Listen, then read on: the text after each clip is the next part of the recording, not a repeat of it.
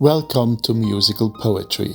I'm Michael Appelt, and today we are traveling far back in time to the 14th century.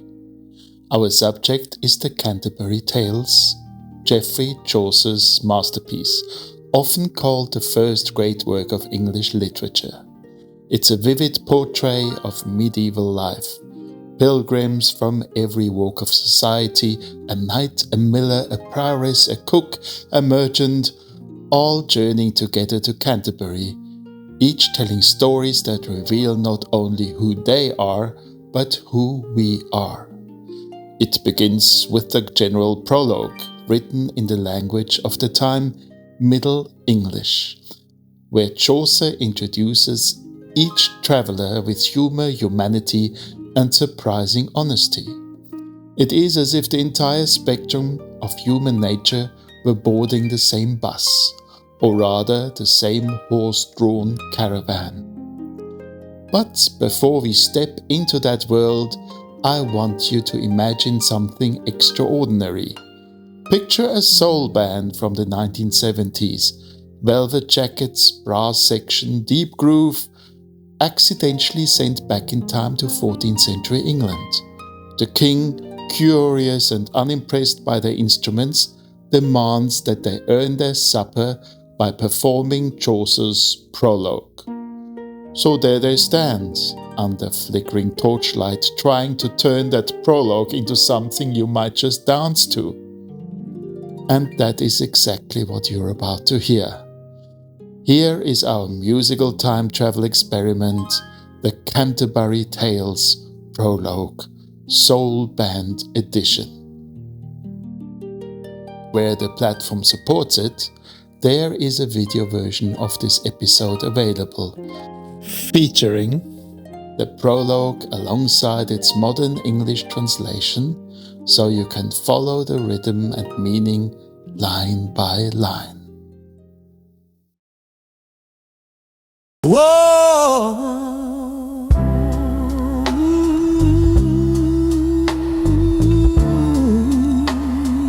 yeah.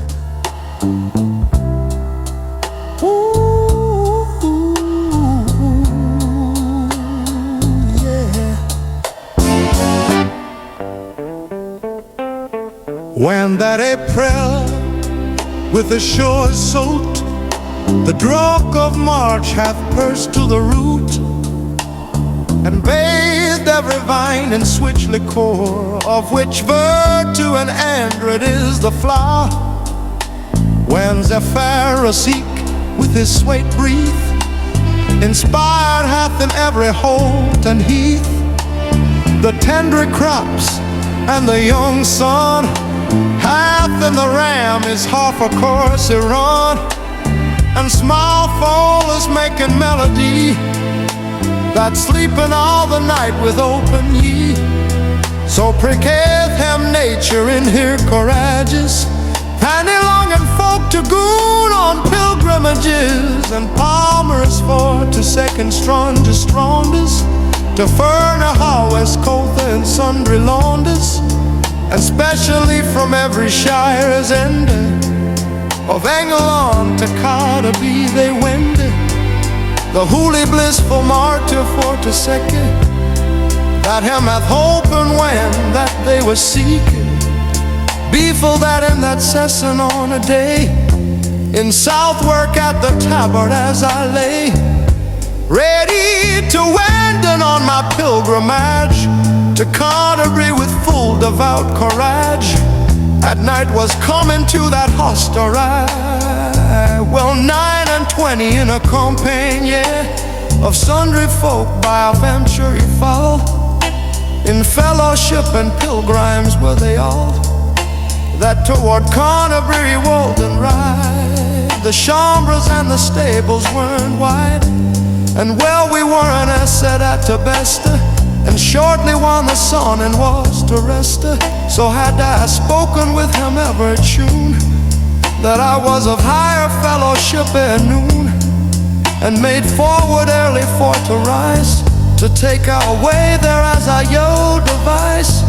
But nevertheless will I have time and space ere that I further in this tale pace, me thinketh that I cordon to resound, to tell a yo all the condition of Eck of him, so as it seemed me, and which of they were, and of what degree, and eke in what array that they were in, and at a night then will I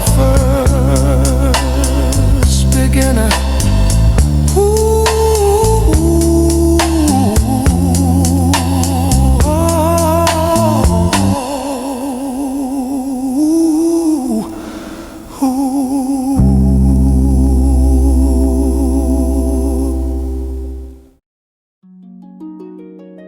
And that was our time-travelling soul band performing the prologue from Geoffrey Chaucer's Canterbury Tales, a meeting of the 14th century and the 1970s where rhythm meets rhyme and medieval verse finds its groove. Chaucer's pilgrims remind us that no matter the century, people have always carried the same hopes, flaws and dreams on their journeys, only the road and the rhythm change.